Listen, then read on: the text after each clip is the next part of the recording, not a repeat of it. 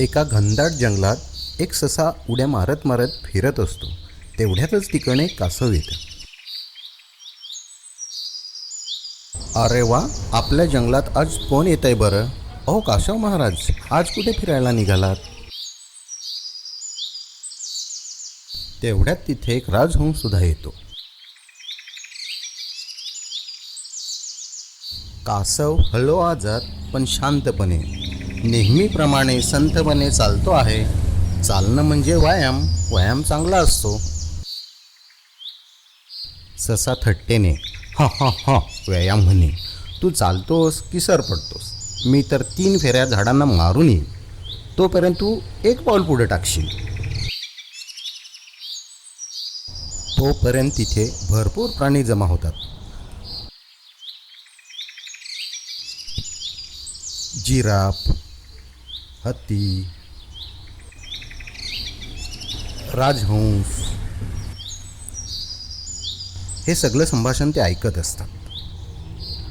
कासव थोडं हसून, गतीपेक्षा चिकाटी महत्त्वाची असते. ससा हसत हसत, चिकाटी? हां हां हां, एक काम करतो का? शर्यत करतो का तू माझ्याशी? हत्ती सशाला म्हणतो, अरे ससे भाऊ, हे कसं शक्य आहे? तुमची गती काय आणि कासवाची गती काय? कासव विश्वासाने, का नाही, करूया की आपण शर्यत. ससा थक्क होऊन, काय, खरंच तू माझी शर्यत करणार? शर्यतीच्या दिवशी प्राण्यांची गर्दी होते. ससा, कासव भाऊ, तुला मी सल्ला देतो, आधीच हार मान आणि आराम कर. कासव, माझी नजर फक्त शेवटच्या टप्प्यावर आहे. शर्यत सुरू होते. ससा जोरजोरात धावतो. कासव हळूहळू चालते. ससा, मी तर पाहता पाहता अर्धंतर पार केलं. कासव अजून सुरुवातीपासून हललेलंही नाही बहुतेक. ससा एका झाडाखाली थांबतो. जरा विश्रांती घेतो. एवढ्या गरमीत कासव कधी पोहोचेल माहीत नाही. कासव संथपणे पण न थांबता चालत राहते.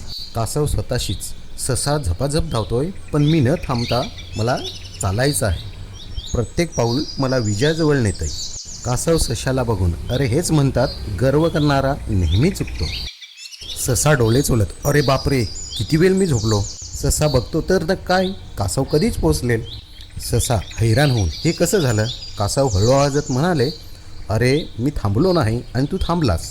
कासव सशाला म्हणाले, प्रत्येक वेळी वेगच नाही तर चिकाटी आणि संयमही जिंकवतो माणसाला.